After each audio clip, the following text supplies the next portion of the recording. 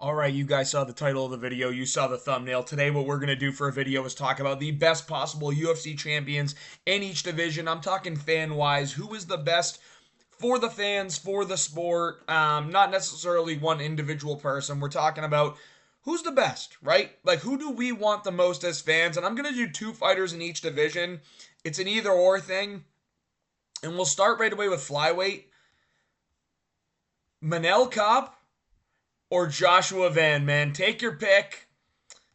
I think these are the best possible two scenarios as champion. Obviously, I like Pantoja a lot. I think he's a great champion. I think he's very, very talented, very skilled, very good, very entertaining also, very slept on in terms of that. I don't imagine his run's going to last too much longer. I get he will probably beat everybody in the division. I just can't imagine that he's going to be doing this for, if he gets 2, 3 more title wins, he's probably going to be like, guys, I'm fucking retiring, or going up to bantamweight, whatever. But I think these are the best two options. Both very fun fight styles, striking heavy, but high volume. It's not like a Leon Edwards boring, pretty technical kind of striking. It's technical, right? Very technical. High volume, fast, dangerous, finishing potential. These guys are fucking awesome to watch fight. They build into the fight. They let their combinations go. They're very, very, very fun to watch. I mean, and then you talk about Josh Van, literally mini Max Holloway. He might have the most appealing style to watch in the UFC. But probably at flyweight right now, he is the most appealing, fan-friendly style. And I got a feeling when we finally see this guy on the mic, I got a feeling he fucking talks his shit, dude. I'm going to be real. I got a feeling he talks his shit. Someone's going to say something to him and he's going to fucking crush him on the mic. I know he's pretty fluent in English. He is fluent in English. But I feel like he's the type of guy where if someone says something to him, he's absolutely roasting them about their mom. Being like, yeah, well, your mom's a fucking absolute hoe bag. Some shit like that, dude. Gonna hype up a fight. And then his style talks for itself. And Manel Kape, say it again, Kape. He's not Charles Radke, but he's the next best thing. You know what I mean? So I think Manel Kape is another great option here at flyweight. You have the speed, the power, the endurance, and the shit talk on the mic. The post-fight interviews are going to be legendary. The press conference moments are going to be legendary. He's going to be trying to fucking fight people at the press conference. It's 100% entertainment all the time. And both these guys bring fans to the fights. You see these guys fighting. Manel Kape brings a different fan base rather than just the US fan base, which is great. But then anyone watches him fight and he can build a highlight reel. That's the thing, is he can build a highlight reel. He emotes in the cage. He's someone that everyone wants to tune in and watch once they know who he is because of how he fights, bro. He literally was in the cage against Bruno Silva, emoting, dancing, looking, all this bullshit. It was awesome. And then you have Joshua Van, who goes in there and has one of the best styles you could possibly watch. Ton of punching power, starting to use his kicks, great takedown defense, works the head, works the body, pause. But everything he does is fucking legendary. And I'm telling you, man, I just got a feeling this guy's going to be an absolute beast on the mic. So my picks for flyweight, for the best possible UFC champions, it's Joshua Van and it's Manel Kape. Best possible for the fans. Moving on to bantamweight, this is I feel like most people would feel this way. There may be another name you can mix in. I'm sorry, guys. Corey Sandhagen's not on the list. I love Corey Sandhagen a lot. I think he's got a fun fight style. I think he's fun to listen to talk to. But he can get a little too technical sometimes. Two people that I'm putting on this list are very technical, but they throw caution to the wind when they're fighting. Man, these are the two most fun guys in the division to watch. Technique, skill. I know Petr Yan doesn't really finish too many people anymore, but it's because of the level of competition he's facing and the absolute masterclass performances he puts on is so much fun. His striking is so technical, so perfect.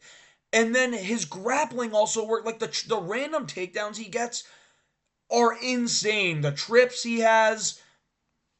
I mean, he just pulls a ton of different tricks out of the bag every single time he fights. He's so fun to watch. One of the best styles ever. And dude, I know he doesn't speak fluent English.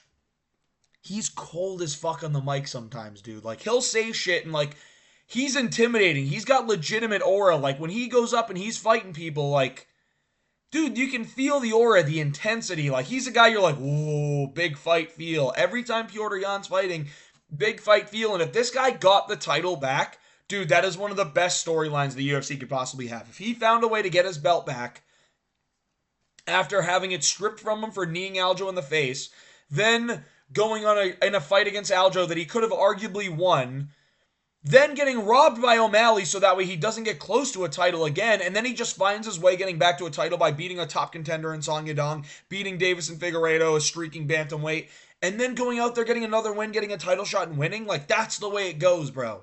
That would be insane. It would be one of the best storylines in the UFC. So I think Piotr Jan would be one of the guys that makes the best possible bantamweight champion. One of the top two guys. Listen, I like Merab a lot too. It's just like, Merab's kind of beaten everyone already, and yes, he had a fun fight with Umar, but he's got too many snoozers, you know what I mean? Like, against Aldo, he'll hold him against the cage. Against Sean O'Malley, wasn't that fun of a fight. It really wasn't. Again, great fight against Umar, but like, who else did he fight recently? Cejudo, like, he had a pretty good fight with Cejudo, honestly.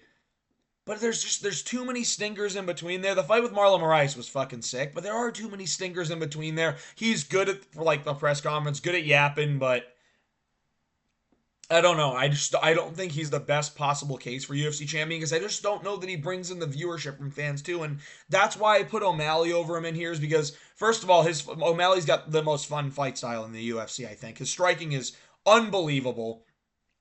Crazy power, crazy skill, great combinations, kicks, punches, knees, elbow. Like, he uses it all.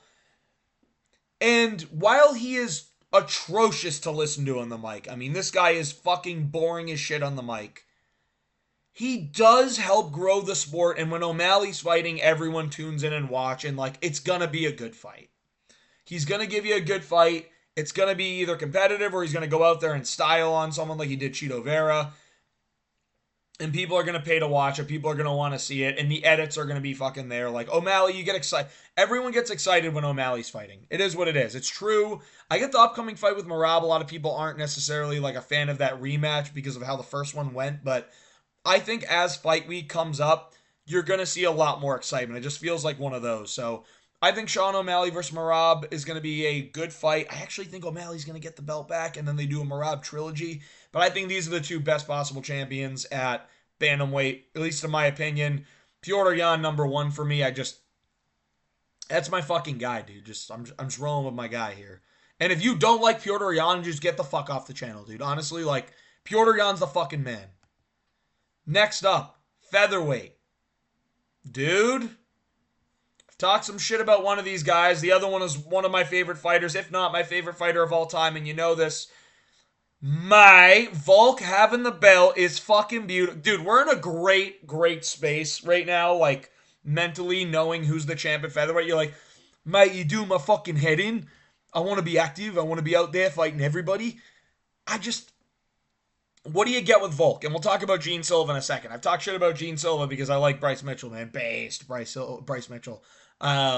Gene Silva joined the fucking MMA Guru live chat, and they, you know, obviously the chat had some fucking words for him, you know, like, don't be a shill for you know who and shit like that. Juicebox Silva, if you get what I mean. But fuck it.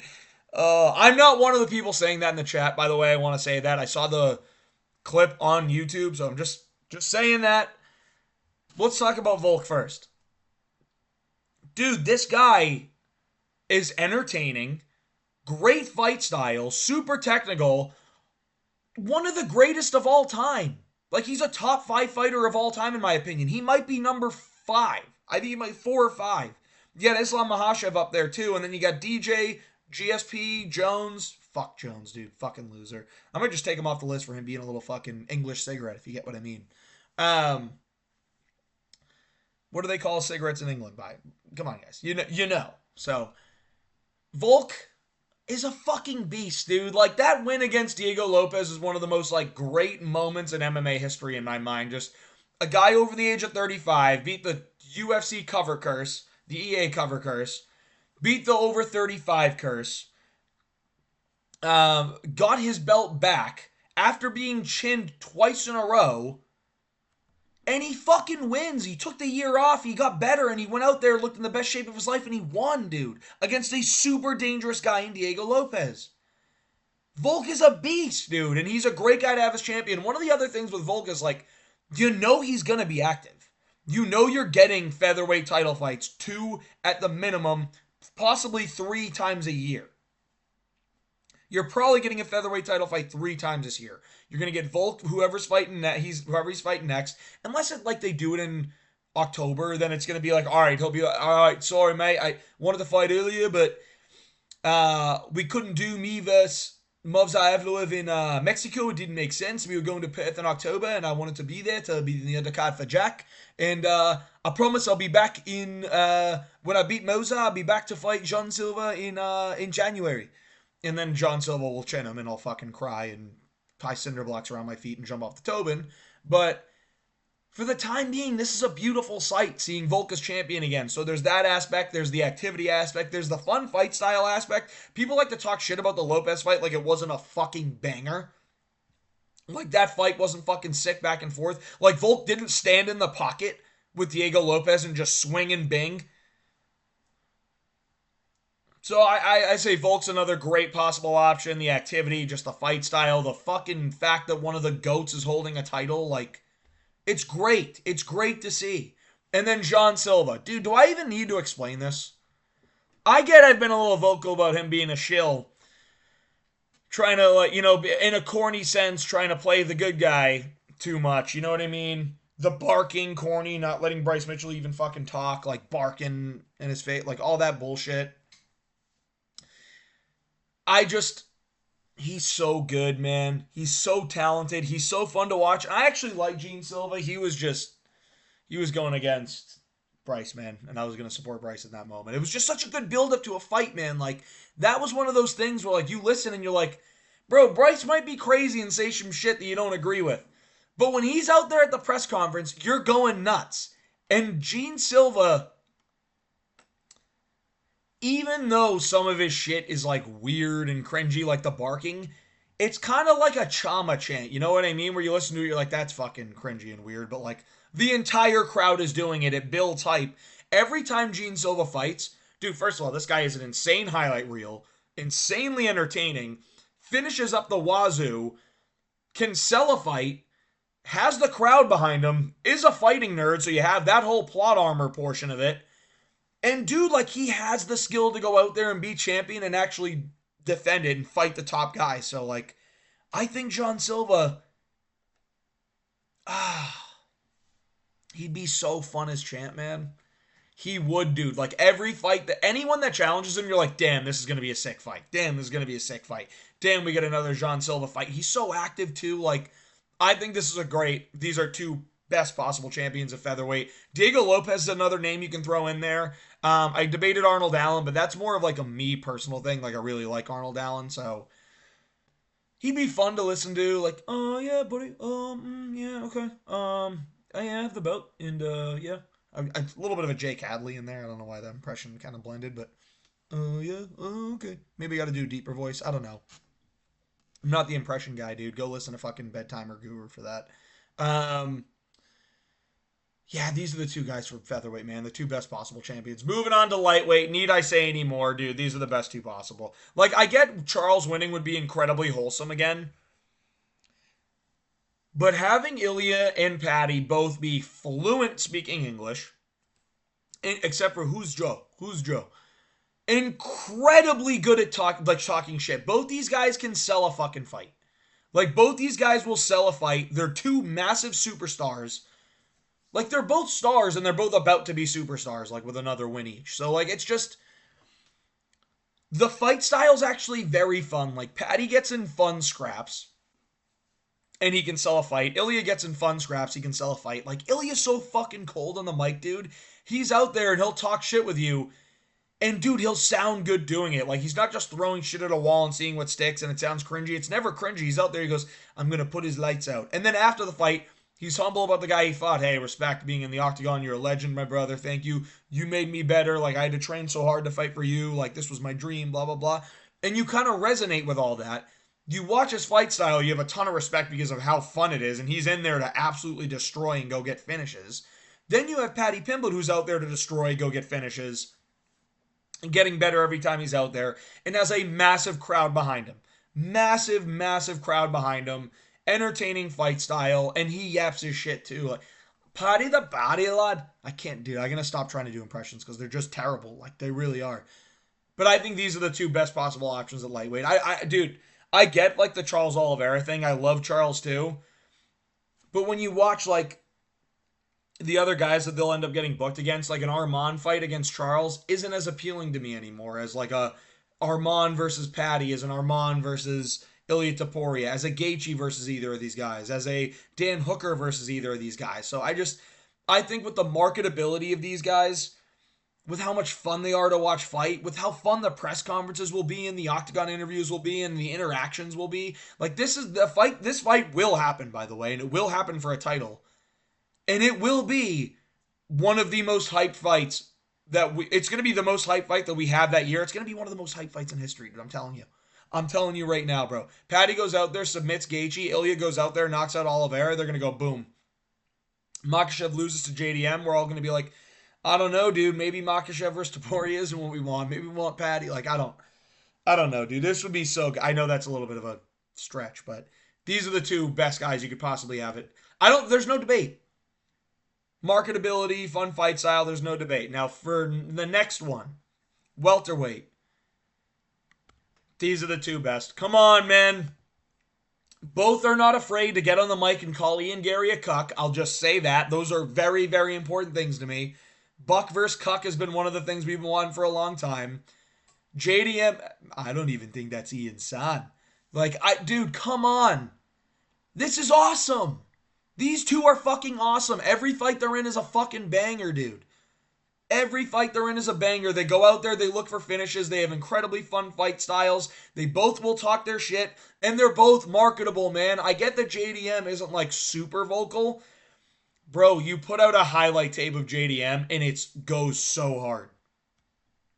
He's an incredible fighter, has an incredible style, and he's not one of those guys that accepts a losing position, accepts being down in a fight. He's always going out there to win. Even if against Burns, scrambling out to get a fucking finish at the end. Against Basil Hafez, trying to get out of there. Like, they're not accepting, but like against Bilal Muhammad, having urgency, getting up in the 5th round after being down on the ground for like 30 seconds, not sitting there waiting for his moment to get up, just making things happen. Buckley, same way. He's always out there to win the fight. He's never out there to accept bottom position, be down. He's always out there to go out there and fucking win. Go out there and put your lights out. Go out there to entertain and make sure that he's going to prove that he's the best in the world. That's why I think these two are the best possible champions for their division. I mean, come on. Like, when would you not, like, dude, JDM, you're going to, and also, JDM's stock is only going to rise with an Islam Makhachev fight. Buckley's stock is only going to rise after the Usman fight. And they're going to be even in that higher echelon. This will age very well, I'm telling you right now. Because when JDM goes out there and fucking sleeps Islam Makhachev, you're all going to go, oh, fuck, this guy's legit as hell. And then what's next? Is it going to be a Sean Brady? I actually think Sean Brady might be his toughest matchup.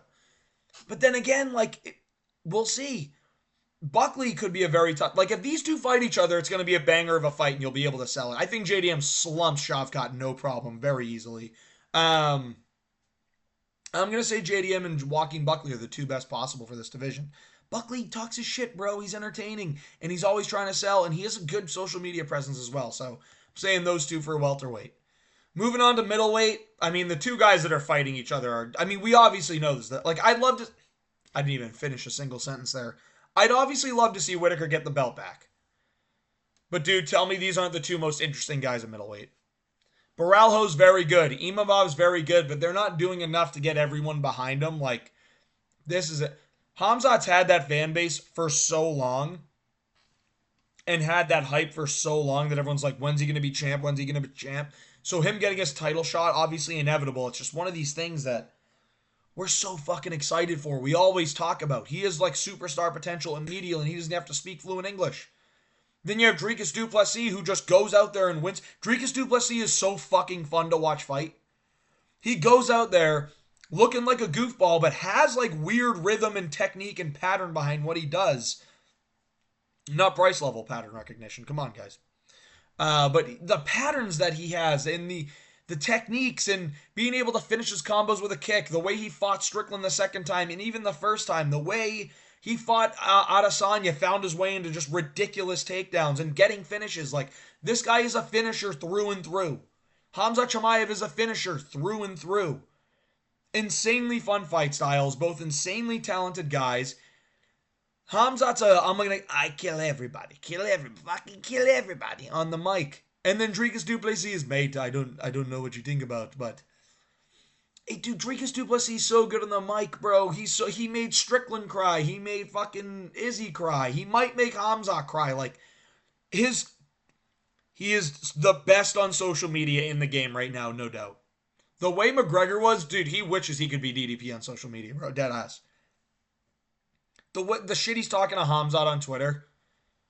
Stay healthy, princess. Don't catch a cold. Like, oh, I'm sorry, I would have tripped back, but they don't have an inbred emoji on the fucking on the keyboard. Like, come on, dude. This is unbelievable. Two most entertaining fighters in the division, in my opinion. And both can sell the fight better than anyone else. So I'm going to say these two at middleweight are the best two, and they're fighting each other, so someone's going to be fucking champ. Light heavyweight, self-explanatory, man. Yuri Prochazka, one of the most entertaining fighters on the roster, if not the most entertaining fighter on the roster. Somebody every single person likes. Like, there isn't a UFC fan that doesn't love Yuri Prochazka. Marketable. Anytime he's on a card, it immediately increases the value of the card because of how fucking fun this guy is when he fights every time. Goes out there for war, never in a snoozer. And dude, the storyline of Dom Reyes getting the title back would be the best storyline in UFC history. Beating John Jones, getting robbed, then going on a brutal KO streak of Blachowicz in an interim title fight, and then Prochazka in a main event. Then losing to someone as shitty as Ryan Spann, taking time off, coming back, knocking out Dustin Jacoby, TKOing Anthony Smith, knocking out Nikita Krylov absolutely stiff, and then going to beat like a Rakic or an Olberg, and then going to fight for a title and winning the title. Like, if Dom Reyes won the title again, I would genuinely cry. I would genuinely cry. The real fans would fucking rejoice, dude. If you weren't happy to see Dom Reyes get a title win again, you don't deserve happiness in your life. I'm sorry, you just don't, because you will never be happy if you don't get happy from something like that, you will never be happy at anything. Dom Reyes getting the fucking title back would be absolutely legendary. So that's why these two are the best picks. At heavyweight, we're gonna run through the rest of this pretty quick.